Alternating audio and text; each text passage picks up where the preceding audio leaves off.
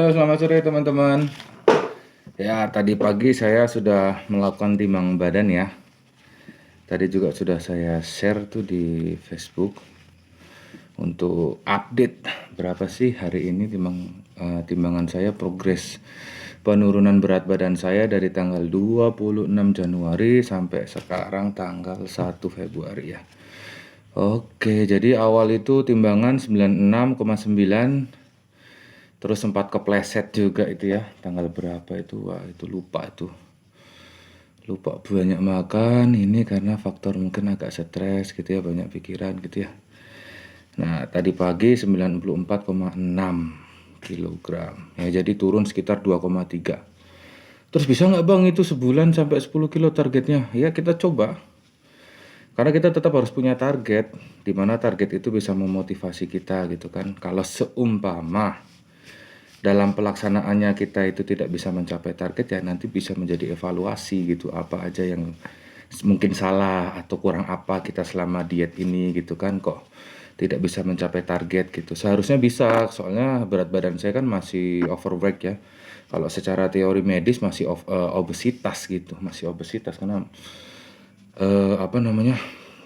masih jauh dari berat ideal. Tapi nggak masalah ini, karena ini memang progres penurunan berat badan yang dari sebelumnya 127,5 sampai sekarang ini ya alhamdulillah udah lumayan bagus ya, alhamdulillah, Allah mudahkan gitu ya.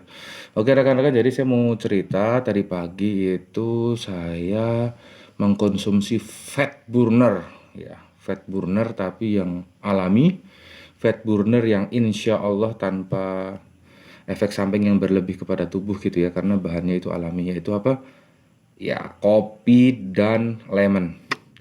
Jadi teman-teman mungkin kalau butuh informasi yang lebih meyakinkan gitu ya, mungkin kalau informasi ini keluar dari saya mungkin teman-teman kurang percaya, karena memang basic saya bukan di dunia kesehatan, bukan di dunia nutrisi.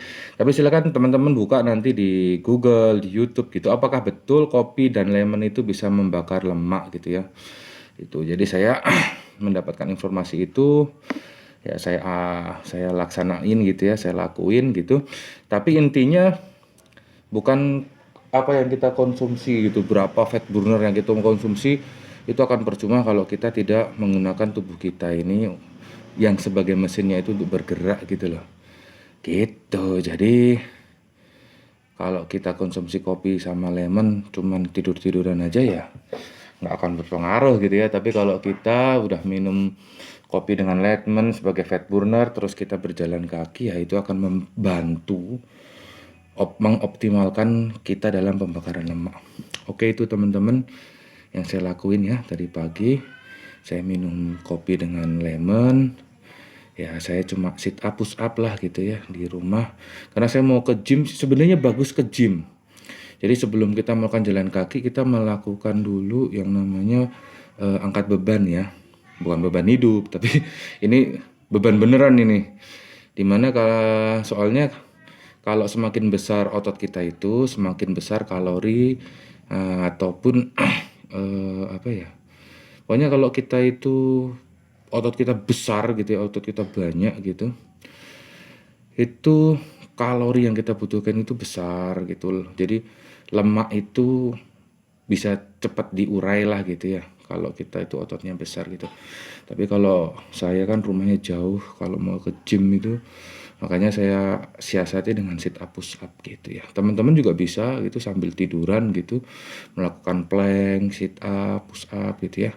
Jangan cuma minum fat burner, kopi sama lemon, tapi teman-teman cuma duduk-duduk manis aja, itu nggak akan berpengaruh. Oke teman-teman, itu aja. Nanti kita ketemu 3 hari lagi untuk melihat berapa progres penurunan berat badan kita. Oh iya ya, ntar dulu. Ini kan saya dari 26 Januari sampai sekarang ini 1 Februari itu baru turun 2,3 gitu ya. Nggak masalah. Teman-teman juga kalau berat badannya nggak begitu turun, nggak begitu banyak gitu ya, kok turunnya cuma sedikit, nggak masalah.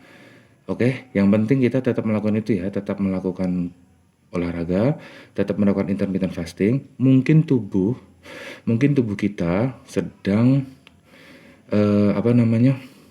mengatur gitu ya, bahasa sederhananya sedang mengatur dari karbohidrat dan gula itu mungkin dari intermittent fasting yang olahraga itu dihilangkan dulu. Nanti setelah karbohidrat dan gula itu betul-betul low di dalam tubuh kita, akhirnya tubuh kita bisa melakukan ketogenik gitu ya, menggunakan cadangan lemak sebagai energi. Nah, mungkin itu nanti akan signifikan penurunan kadar lemaknya kita yang berimbas pada penurunan berat badan kita. Pokoknya tetap semangat, karena apa yang kita lakukan sekarang ini tujuannya adalah sehat. Jadi jangan terlalu ngoyo. Terima kasih. Assalamualaikum.